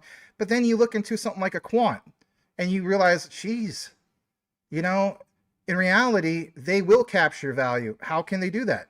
Well, last I saw, they do a lot of integration with Stripe. Back to you, Rue. Earlier you said the whole thing of Morgan Stanley. Remember in our deep dives, we discovered some things. Morgan Stanley with who? E-Trade, right? Go look it up. Overledger integrations and stuff like that. So even payroll, we got this new analogy. It says ADP, or excuse me, Zebec. We should literally look at Zebec as on-demand payroll. I even asked Grok earlier yesterday. I said, Grok, am I wrong? I said, I want an honest opinion, no bias. Am I wrong with my analogy that I should look at Zebec as on-demand payroll, like I look at XRP as on-demand liquidity? And they're like, well, technically, blah, blah, blah, blah, blah, blah, blah. There's this. And at the bottom, it's just like, but yes, your analogy holds weight. It's valid. Of course it is. Because at the same time, if I'm going to look at Quant and realize that Quant has ADP integrations, as well as, what was the other one we saw, Rue, when it comes to payroll? Like there was Xero, XERO. Numerous examples here, ladies and gentlemen. So again, it's not about necessarily one to rule them all. I understand, for me, my perspective is XRP will be the dominant one when it comes to capturing value, and that's why I have it at number 1. We can agree to disagree on that. There's some people say no, it's going to be XLM, it's going to be this, or it could be BSV. I will state this, BSV I think has the most impressive tech stack of anything out there. It blows everything out of the water. They don't have to go to an M10, right? Mm-hmm. Like third party, it's all built in within that stack. My only issue is this: if BSV had the partners Ripple had, they would be my number 1. Yeah. Flat out, period. Right, but if you look at specific use cases, there are some cryptos where you could say for that use case, there are ones that rule them all. Like Max was saying there with Zebec for payroll. If you look at kind of onboarding credit unions to ISO 20022, Metallicus takes the cake there. If you look at things like Hedera and what they're doing with carbon credits and energy, and all the different people they have aboard there with Dovu and things like that, they have a winning use case there. Chainlink when it comes to oracles and things like that. So you can definitely see for specific use cases, there are head and shoulders above the rest. One crypto there, but I overall in the market, just one. No. I Yeah. agree and disagree in a different way.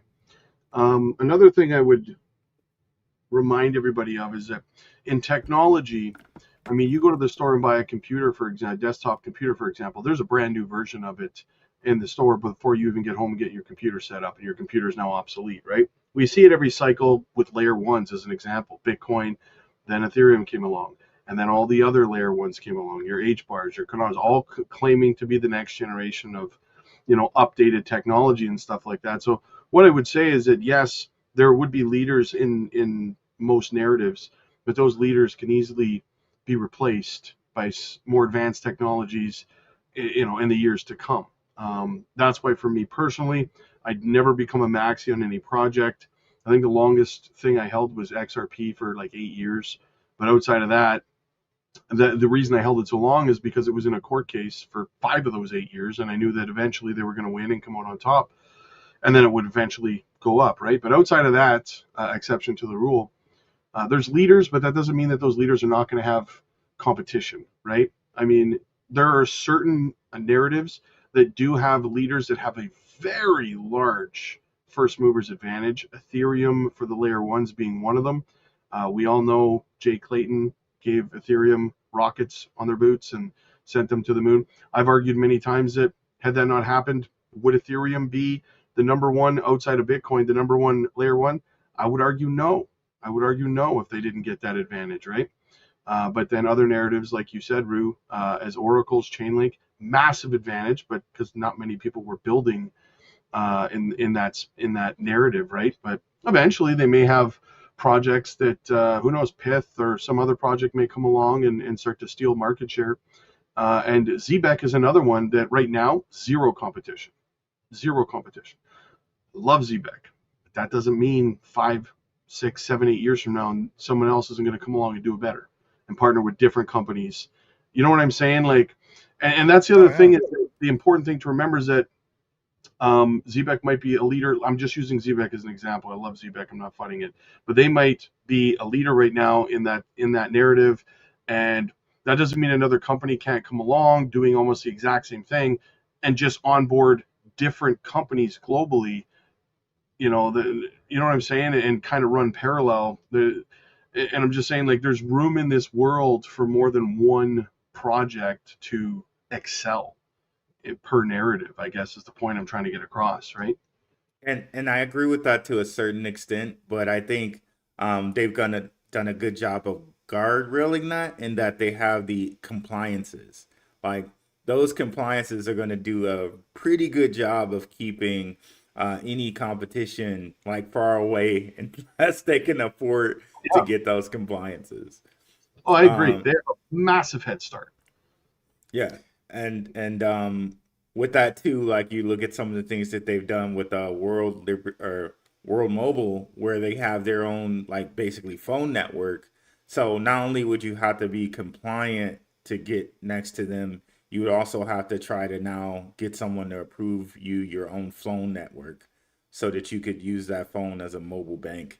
Like, so I think they're pretty far away, but again, yeah, that doesn't stop competition for trying. But I think the bar is so high, it's just like, why would you have your competition? You might as well just go do something else.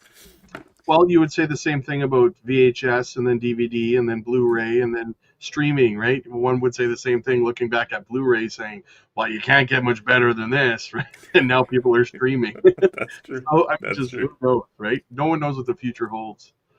If you don't mind, I want you to highlight a comment, Rob, and that is Elon Musk's comment where he says Quant solves wrap tokens.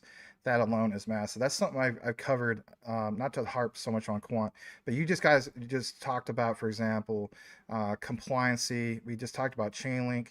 I saw another comment from Elon Musk saying basically, like, different use cases, like, you know, the Chainlink community, the Quant community. It's like, come on, it's still different use cases. I mean, we're talking about oracles versus blockchain operating system, but what consistently comes up is that interoperability. There's different forms of interoperability. So again, what I want to point out to you guys is, especially if you're just tuning in now, we did talk about a lot about Zebec. We do have a little bit of Jasmy we're going to get to, and then after that, we'll, maybe we wrap it up. I don't know, but we'll have to see what with Rob's schedule and so on. But I want to highlight this so much, especially if you're brand new to the whole concept of Quant. Quant, we talked about, before that, we talked about zero competition. Quant honestly has zero competition through what? Through Overledger Fusion Layer 2.5. No other technology has this. And what exactly is that? What are we even talking about? What is a Layer 2.5? Boom. What Elon Musk just dropped in the comments for you guys. I swear we got to get this guy on a live show sometime. If he doesn't want to show his face, he just wants to show the muff, that's fine.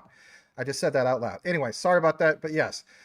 With that said, okay, with that said, he is right. Quant solves wrapped tokens. That alone is massive. It is massive.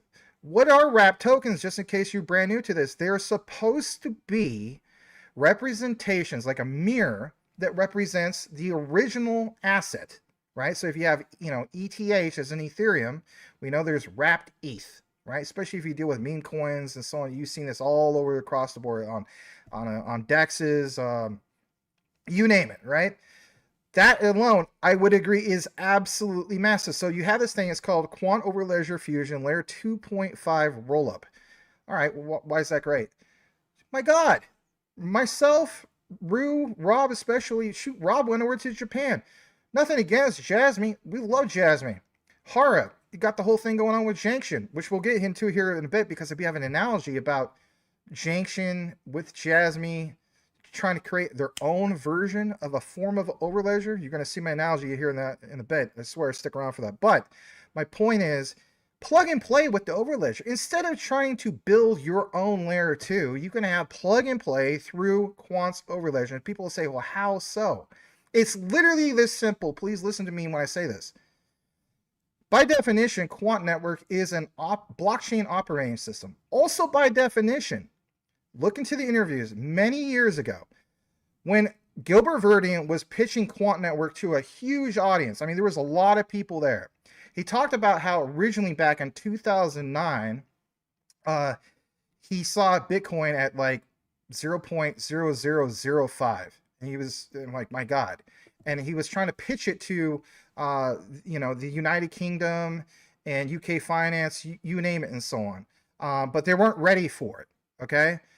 But when you get more into the fundamentals of Quant, literally, I think it was maybe 2015, 2016, give or take, ISO, I don't know if you guys know this, ISO, International Standards Organization, they reached out to him. It wasn't the other way around. Mark my word, look it up for yourself and see if I'm full of malarkey. I'm not, because I looked into this myself. Look into yourself. ISO reached out to him and they said, hey, you know what? Quant with Overledger, this operating system, we think we should make this a standard. Hence, ISO TC307, the Quant Network standard. What is that by definition? TC307. TC307 is the foundation for building on blockchain. So he made that standard. Then they made their own slogan with that and so on. They have other slogans like "We are the foundation for digital finance," et cetera, et cetera. We are programmable money. Some people don't want to hear that because it sounds like the end times and so on, and I get that. But again, plug and play, right? So what does that really mean? It means, and he's used examples of this. Also, Martin Hargreaves, the I always say he's a CTO, but he's technically not. But he's one of those, the technology officers over the Quant Network, have pointed out projects that would normally take 10 months to do this at scale. You can literally have this done in in months, like in a month. Now it's no longer a month. It's actually less time than that. So that, for one, time is money. We know about how they're tied to ISO 222. I know I'm going on a rant here, but my point is that is a great comment. In fact, I know, because I'm friends with Mike, you may think like, oh, you're just going to highlight all this stuff. In my opinion, Mike's comment is the comment of the day. I used to post on YouTube the comment of the day. That's the comment of the day, because I would challenge each and every one of you. Go to Google, go to wherever you want to go, Grok, ChatGPT, ask the AIs or whatever you want to do. Ask it, how extremely valuable is a solution that would solve wrap tokens. And if you understand that, then it opens up a whole other rabbit hole, because Quant also has another product. It's called Quant Authorize. Why is that big? Because that's audit. Who has been specializing a lot in audit? Deloitte. Deloitte, by definition, I learned this from Smoke. Deloitte is focused on just that, audit. So you already have a blockchain operating system that does it all in one. Extremely, extremely slept on, and I think there's a private chat. You have to go. All right, no problem. It just got quiet. Oh, it's awkward. Yeah. Absolutely, absolutely. Let's get into a couple more here. Fridge says, I just want to build some generational wealth. Kids, I don't care how it happens, what chain does it. You guys are giving us options to do that. Nothing guaranteed, but without y'all, we would be lost. It's funny because my father had asked me last year. He said, if you could describe what you do, you know, what I do, or what we do, if you had to sum it up, what would you say? And I said, we do research for people who don't have time to, right? Essentially, that's, you know, because let's be real, not everybody has the time, you know, from their 9 to 5s and all that kind of stuff to be doing research, right? To be doing all these deep dives on their own. It's easier for them to just kind of listen, and that, you know, that's why, like Max and Rue, you know, I think you guys are really, really appreciated in a lot of the stuff that you do, because people don't have time to do those deep dives, right? Oh, you too, brother. I mean, you're very appreciated too. I know you might want to highlight a couple comments before we wrap it up, because I know that you said you got like roughly 10 minutes. I did want to ask you something specifically in regard to Jasmy, because I know we're going to cover that and it won't take that long. Yep. All right. So I want to share this first to make sense of it. Okay. All right. Let's share this real quick. Let's pull this up. Shout out to Jasmy Thailand. He makes you know, some great points here, because we're talking about regulations and so on. And this is why I wanted to include Jasmy real quick. It says, Jasmy built for the regulation era. No hype, just structure. Well, many crypto projects are afraid of new regulators or regulations. Jasmy is built for regulation from day one. With Paul Atkins leading the new SEC direction, the United States is moving from sue first, explain later. Set clear rules, then let innovation grow. And only compliance-ready projects will survive. Rob pointed this out earlier, but that Jasmy is the only regulatory compliant cryptocurrency, technically speaking, in Japan. Hence the term Bitcoin in Japan was the first one. New SEC era equals demand for legal infrastructure. The next crypto cycle is about clarity, transparency, institutional readiness. Japanese compliance, DNA, you name it, data laws, privacy laws, all this stuff, right? Again, we talked about this. All right, when we come back to this, or why we specifically mention this, Cointelegraph reported earlier today that SEC Chair Paul Atkins plans to fast-track some crypto products, temporarily allowing certain tokenized securities to trade while long-term rules are developed. So to me, when I saw this tweet from Jasmy Thailand, I'm like, you know, this all makes sense. And more importantly, here's how it really, really comes full circle. Hara pointed out a while back that their CTO, Dr. Hollerit, pitched at KO Chain Hack 2026. He basically made his pitch and they got first place. Now think about this. It says Junction, which is their layer 2, is now scaling to the next stage. Solution is not simply building more AI data centers domestically, but basically having GPUs in Japan are still costly, but their focus is different approach, leveraging the large volumes of GPUs already secured by global enterprises for internal use. Now, I'm going to tell on myself, all right? I asked Grok, I said, I got this analogy. I said, based off of the statements that we saw from Hara and this guy, Dr. Hollerit, winning that first place, I said, basically speaking, if you look at Quant Network, they're leveraging all blockchains through the overledger. To me, this is Jasmy's unique opportunity through Junction to accomplish something similar, but with GPUs, providing actual documents that pound this home.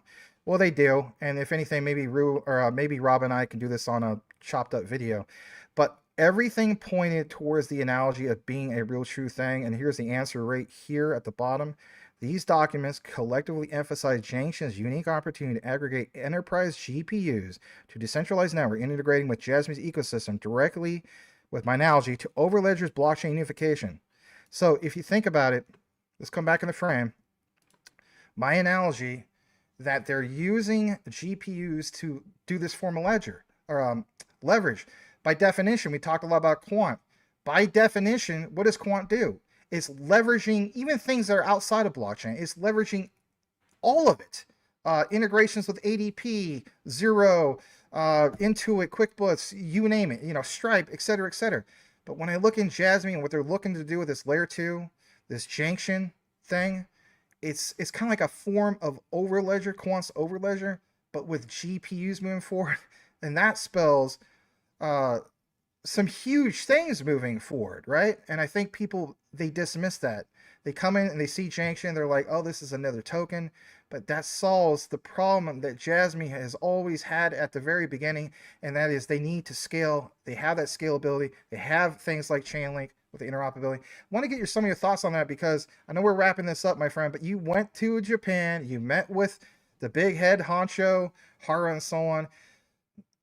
Man, I mean, there's just, when you get into the fundamentals of this, sometimes I can't sleep. Well, here's the thing. Going back to what we talked about with Zebec and how right now they don't have any competition in what they're doing.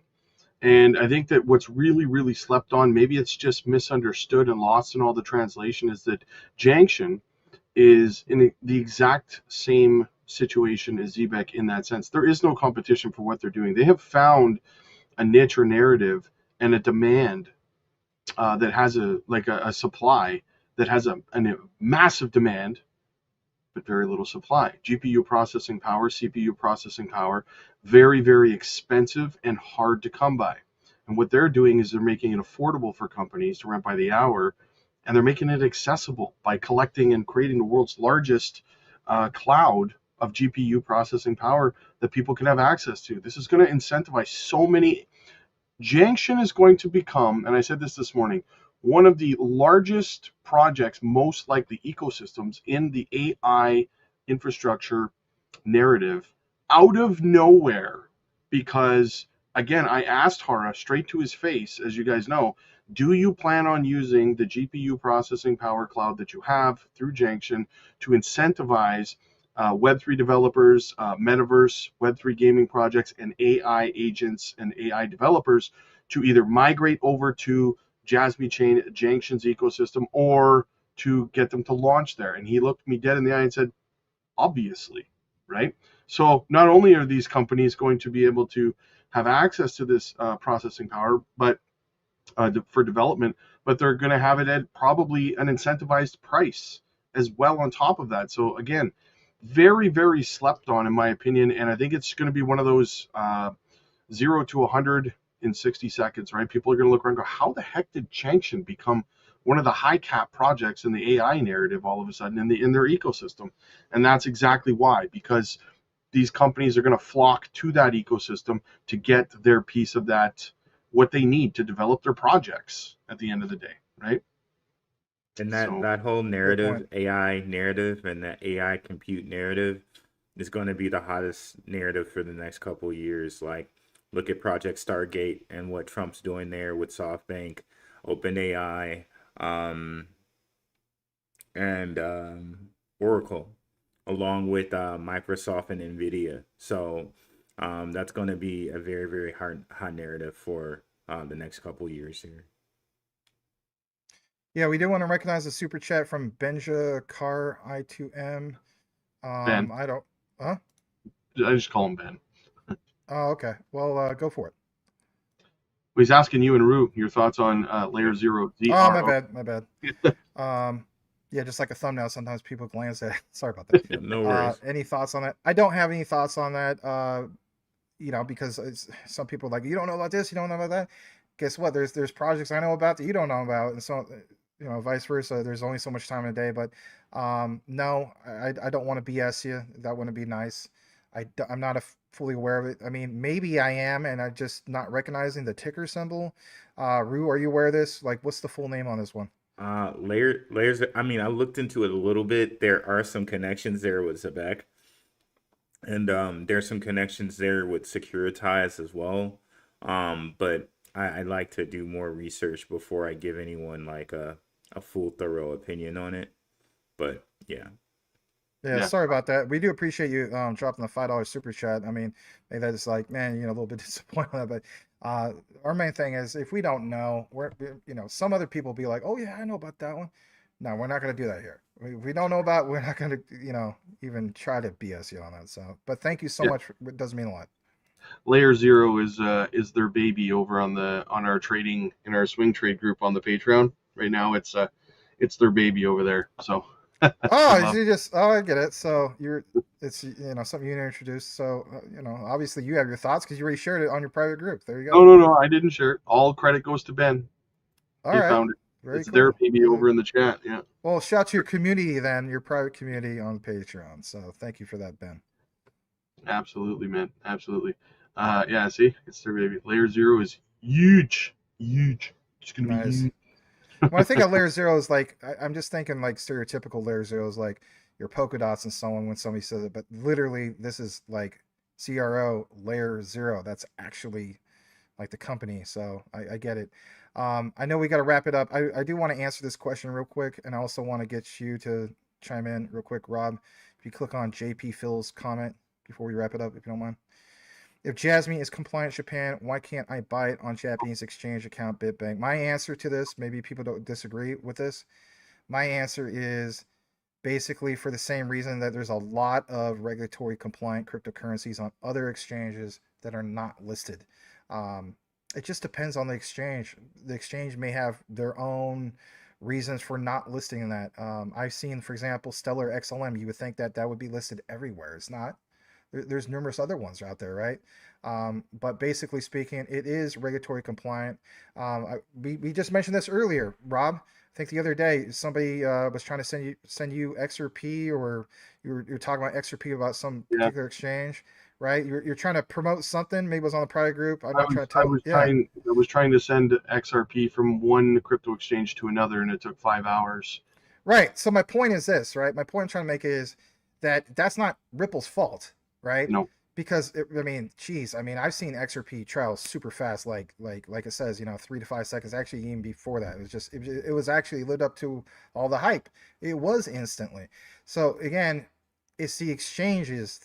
If you're gonna put blame, it's the exchange's fault, unfortunately. So, and that's part of the game. I mean, again, they might have a requirement that they want a certain amount from Jasmy to have that, as far as that, Jasmy coming to them saying, hey, we want to be listed there, and they didn't meet that criteria as far as the cost of that. You got to keep in mind, it doesn't matter what cryptocurrency it is, there is a large cost, especially like crypto.com or any of those, right? Those are like, Rob, tier 1 exchanges and so on. There's tier 2s, but they all have the requirements and so on. So it doesn't mean just because they're compliant that every single exchange gets a listing. That's the point I'm trying to make. Yeah, I typed this in real quick with one hand, but first of all, I just want to say, that Jasmy not being listed on BitBank is not the standard for legal compliance in the country. First of all, respectfully, but also you can look it up for yourself. I asked, is Jasmy legally compliant in Japan? Short answer, yes. Jasmy is legally compliant in Japan. It was the first cryptocurrency listed on a Japanese exchange, BitPoint, in 2021. So this stuff is not hard to find for yourself. At the end of the day, you just gotta know where to look, right? Yep. And who's connected to BitPoint? SBI. And who's also connected to BitPoint? Genki Oda. And so who's Genki Oda? He's basically like the SEC chair for Japan. I mean, they don't have an SEC. So again, think about that, right? And again, when you look into BitPoint, we just showed a drone show. Guys, go look at some of this stuff. For real, we put in intros for a reason.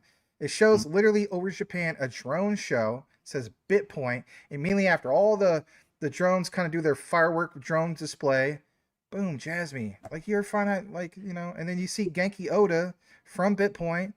Again, with SBI Japan, and then he's sitting right next to who? He's sitting right next to Sato-san of, former Sony and obviously part of the executive team over at Jasmy. So, I would just encourage you, like some of you guys point out in the comments, we could do these speeches all we want, but we need to do more of our own research. I would agree. Yeah.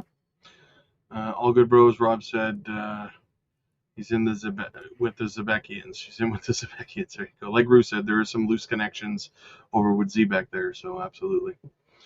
And Michael Gulby says spent 2.5 hours tonight on a simple problem on Coinbase. So my thought is, yes, the exchanges are the problem. Oh, especially Coinbase. I mean, they get all the attention. It's always Coinbase and Binance, the two dominant ones that get all the attention. I don't even bother, honestly, with Coinbase, other than like something like SwiftCoin, right, Rob, where you pay in US dollars instead of getting charged in ETH gas fees. But me personally, my original, I know we got to go, Rob. My first original favorite exchange, Rue can attest to this, was KuCoin, but they kicked us off of that. My new favorite exchange, believe it or not, is Kraken.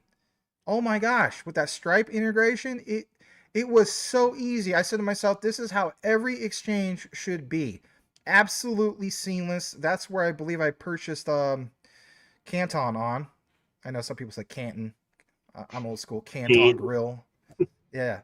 I got it from there. It was so easy. It was easier than Crypto.com. It was easier than some of these other exchanges. I gotta be honest, man. Kraken is my favorite one, currently speaking. If I gotta go with an exchange, I'm gonna go with them, man. It was a piece of cake. Speaking of favorite exchanges, mine is actually BTCC. That's where I do all my trading. I trade gold and silver. Yeah, there's that too. There's that too. Of course, that's our sponsor, right? And by the way, guys, I hope you don't mind if I plug this. Next Friday, the three of us are going to be doing an interview with one of the reps over at BTCC, and it'll be released on all of our channels shortly after that, probably the following week. So keep an eye out for that, guys, because it's a great exchange in my opinion. So yeah, and we talked about BSV earlier. You could get BSV on on BTCC. BSV used to be very hard to get. We talked about Jasmy. Jasmy's on there, so shout out to BTCC. Hell yeah! All right, guys. Well, listen, this is we got to start doing this more often. I think seems like it's pretty successful. So yeah, I took a glimpse at it, and I did see that we had a little over 250 combined. Almost 300 of them. Yeah, I took a glance earlier. I think my high was like 110 on YouTube. You guys are kicking my butt on X, but it ain't about that. So it's all three communities. So thank you. Hey, can we highlight Michael Golpe real quick before we go? Guys, call to action. Go to this guy's channel at Michael Golpe. You see him there? He's like this. He's always on his journey in his car, going to work or someplace like that. He's sharing his perspectives, et cetera, et cetera. We had him on recently. I've had him on numerous times as well. A fantastic guy who's part of the space, who covers obviously the ISOs, you name it, everything that, for the most part that we cover as well. But if you like something a little bit different and a different spin on things, and, you're going to give get an honest opinion, no, as he would say, he's not a cheerleader or any of that. Check out his channel. It's at Michael Golpe. And if you're on X, you could also follow him at Michael Golpe. He'd more than appreciate it. Always support those that we're networked with in the space, the community, and so on. That's what we are. We're a community, right? And we share sometimes your comments. Sometimes you guys will tag us on X. Francisco, I know you tag me a lot and so on. I apologize, man. I've been getting a flood of stuff. I'm trying to keep up with it. It's been really, really challenging. I know that sounds like an excuse, but it's a real thing. We all of us, we get a lot of messages. All you can do is just encourage you guys to join things like the Patreon, where at least there is you'll see it. But if you don't want it, that's all good too. We're more than blessed to have you. Thank you so much. Ben says, go to bed dreaming of ZRO deep dives. Thanks, guys. Hey, absolutely, Ben. Nice. We love you, brother. Ben is actually another brother in Christ. So. Oh, well, awesome, man. May the Lord Jesus bless you always, man. We mean that. Thank you. Absolutely. All right, guys. So I will talk to you guys probably later tonight or tomorrow. Sounds good. It's been I've been up since 5 a.m. So I think I'm gonna go pass out. I don't even know if I eat dinner. I'm just gonna go to my chair and die. My comfy recliner. I'm just gonna go there and die and then wake up later. Okay, yeah. Let's add that part.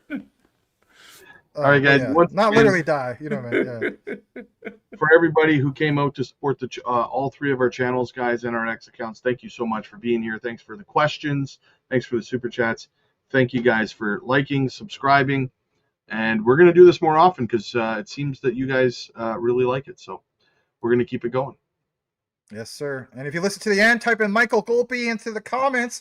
Let us know who's paying attention. Shout out to Michael Golpe again. We'll see you guys. Over and out. God bless.